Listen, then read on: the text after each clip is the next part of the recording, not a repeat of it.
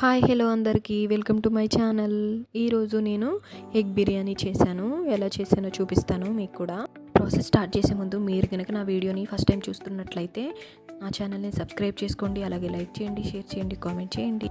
నేను చేసిన విధంగా మీరు కూడా ఇంట్లో ఒకసారి ట్రై చేసి చూడండి. టేస్ట్ చాలా బాగుంటుంది. సేమ్ చికెన్ బిర్యానీ టేస్ట్ లాగే ఉంటుంది. మీకు ఎన్ని ఎగ్స్ కావాలంటే అన్ని ఎగ్స్ తీసుకొని ఇలా ఉడకబెట్టేసుకోండి. తర్వాత ఒక గిన్నెలోకి 2.5 గ్లాసెస్ బాస్మతి రైస్ని తీసుకొని ముందుగానే కడిగి నానబెట్టుకోవాలి.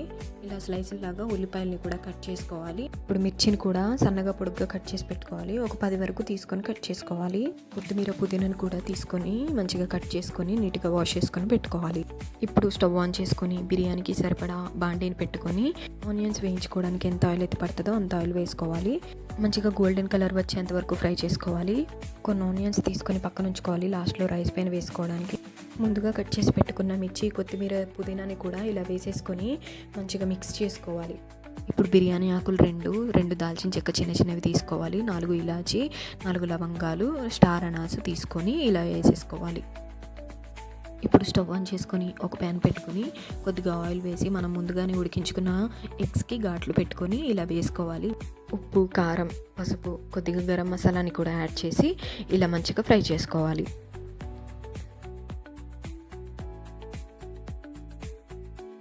ఈ సైజులో ఒక 3 టమాటాలని తీసుకొని చిన్న ముక్కలుగా కట్ చేసుకోవాలి.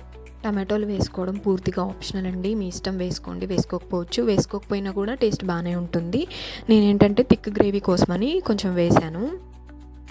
ఇప్పుడు 1 స్పూన్ సాల్ట్, 1/2 టీ స్పూన్ దాకా పసుపు వేసుకొని మంచిగా మిక్స్ చేసుకోవాలి. టమాటోస్ వేసాక సాల్ట్ వేసుకున్నాము. తొందరగా కుక్ అవ్వడానికి ఎక్కువ టైం తీసుకోదన్నమాట. మంచిగా కుక్ అయింది కదా టమాటో. ఇప్పుడు 1.5 స్పూన్ దాకా అల్లం వెల్లుల్లిపాయ పేస్ట్, 1 స్పూన్ కారం, 2 స్పూన్స్ దాకా బిర్యానీ మసాలా పౌడర్ని వేసుకోవాలి. కారం, బిర్యానీ మసాలాలు మన స్పైస్ లెవెల్కి తగ్గట్టు వేసుకోవాలి. ఎక్కువ స్పైస్ తింటారనుకుంటే 2 స్పూన్స్ దాకా కారం కూడా వేసుకోవచ్చు. ఇప్పుడు మనం బిర్యానీ మసాలా 2 స్పూన్స్ వేసాం కదా, అదైతే సరిపోతుంది. మంచిగా ఫ్రై అయింది కదా. ఇప్పుడు 10 వరకు కాజు, 1/2 గ్లాస్ వరకు పెరుగు యాడ్ చేసుకొని మళ్ళీ ఒకసారి మిక్స్ చేసుకోవాలి. పెరుగు నూకలుగా లేకుండా మంచిగా మిక్స్ చేసుకోవాలి. గ్రేవీలా వచ్చేంత వరకు. మంచిగా గ్రేవీలా వచ్చిన తర్వాత మనం ముందుగా ఫ్రై చేసి పెట్టుకునే ఎగ్స్ని వేసేసుకోవాలి. ఎగ్స్ వేసాక చికెన్ మసాలా పౌడర్ కొంచెం 1/2 దాకా లెమన్ని పిండుకొని మంచిగా మిక్స్ చేసుకోవాలి. ఎగ్స్కి ఘాట్లు పెట్టుకున్నాం కదా, గ్రేవీ ఎగ్స్కి బాగా పట్టేంత వరకు స్టవ్ లో ఫ్లేమ్లో పెట్టుకొని 10 మినిట్స్ పాటు మంచిగా మగ్గించుకోవాలి.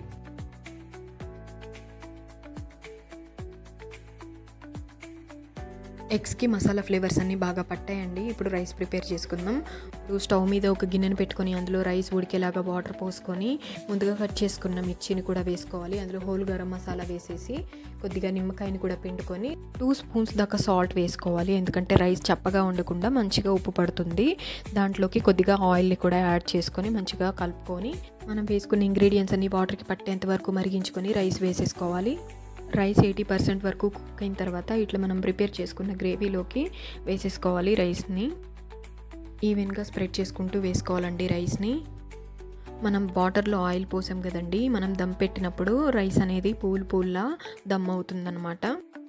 రైస్ మొత్తం వేసేసిన తర్వాత దానిపైన కొత్తిమీర, పుదీనా, 1 స్పూన్ దాకా నెయ్యిని వేసుకొని మనం ముందుగా ఫ్రై చేసి పెట్టుకున్న ఫ్రైడ్ ఆనియన్స్ కూడా పైన వేసేసుకోవాలి.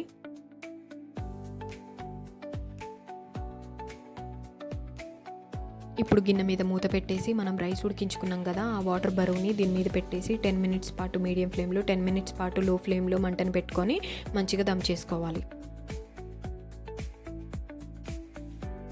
రైస్కి మసాలా ఫ్లేవర్స్ అన్నీ బాగా పట్టాయండి. చూసారు కదా, ఇలా దమ్ చేసుకోవాలన్నమాట. ఈ విధంగా ఎగ్ బిర్యానీని మీ ఇంట్లో కూడా తప్పకుండా ట్రై చేసి చూడండి. చాలా బాగా వస్తుంది టేస్ట్.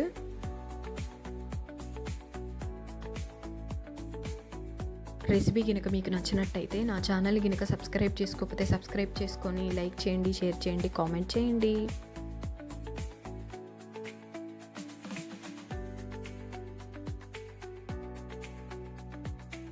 ఇంతసేపు నా వీడియోని చూసినందుకు థ్యాంక్స్ ఫర్ వాచింగ్ అందరికీ.